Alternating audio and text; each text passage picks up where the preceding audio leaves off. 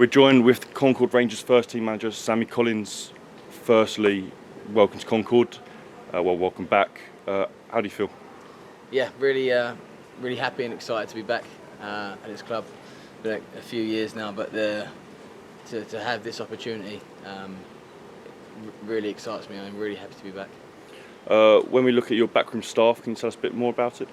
Yeah, so I've brought Curtis in as me assistant manager with me.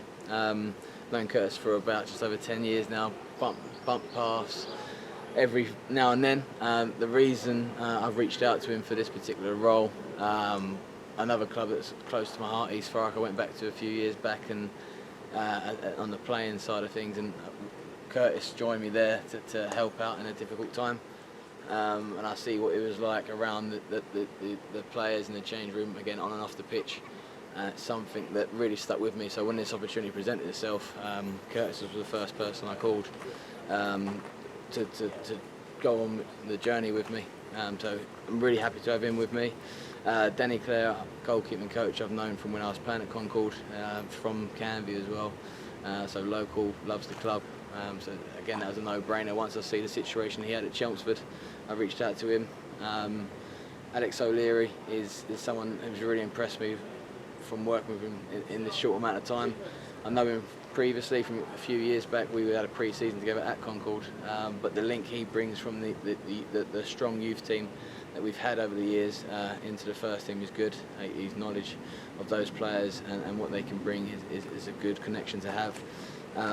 Abby's obviously been with the club for a long time. My last playing year at Concord was a good few years ago now. She's just joining, so that was a no-brainer. As long as she wanted to stay, of course we'd have her. And obviously Leachy. I didn't know him from before, but his love for the clubs, having him around as part of the management team is invaluable. So I'm glad he's stuck about as well. Then we look on the playing aspect of things. We've made a lot of signings. How impressed are you with them so far? Yeah, it's been hard to see in terms of how we're going to shape up footballing wise. The first week and a bit has been very demanding on fitness. Everyone's attitude and application has been spot on. And obviously everyone we've brought in we do know about. So it's just a case of, it is a rebuild to getting everyone together. And building those relationships, not just on the pitch but off the pitch as well. That will take a little bit of time, but we've already started doing things within pre-season to build those relationships. And yeah, really excited with the players we have brought in. Like I say, we know all of them as individuals, but to bring them as a collective, we've got that time to work on it now to really build something special. We're heading into the second week of pre-season. How's it gone so far? Yeah, pre-season's been good. Like I say, the application and the attitude towards the fitness demands has been good. We're not, I'd say, old school, just running without the ball. There is a bit of that in there, but we want to be really fit to give ourselves a chance of outworking teams. That's the basics of football.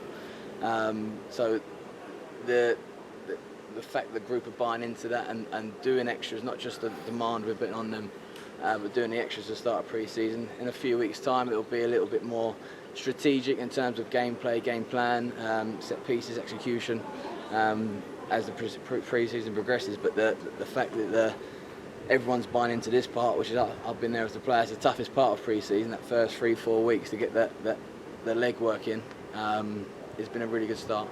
Curtis has been putting them through some very intense drills. It must be fun to watch from the sideline. Yeah. We have discussed both as to if we're going to join in the pre-season. We do want to, but we also want to make sure that we're overseeing and organised in the sessions. So if we were joining in, we might not keep track of how people are doing. So yes, I'm a little bit glad I'm not joining with some of the bits that Curtis is doing. But as a player, I'd love it.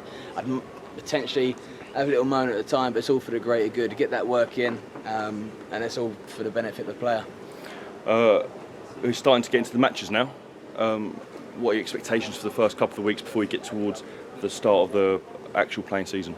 So we're still going to use the first few games as fitness exercise to build, because we've got quite a lot of numbers in at the moment. So we've got a few people we need to have a look at.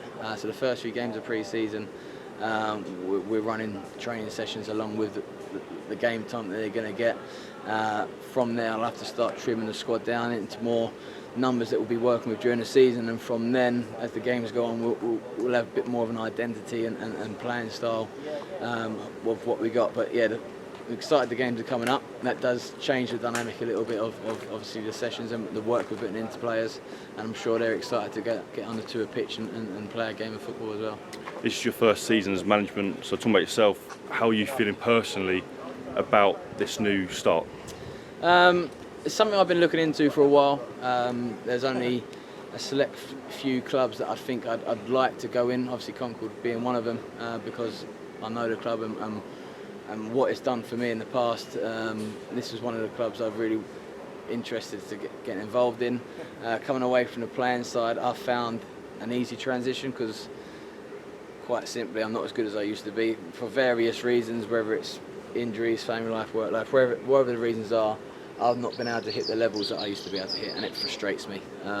So I like to put all the effort I put in, playing-wise, into management. I'll do everything I can to succeed, but that comes with a lot of hard work and sacrifice. I think I'm in a better position now for myself to be able to put that time and energy into the management side of things, where I can put that time and effort into a playing side, but I won't be the level I need to be at.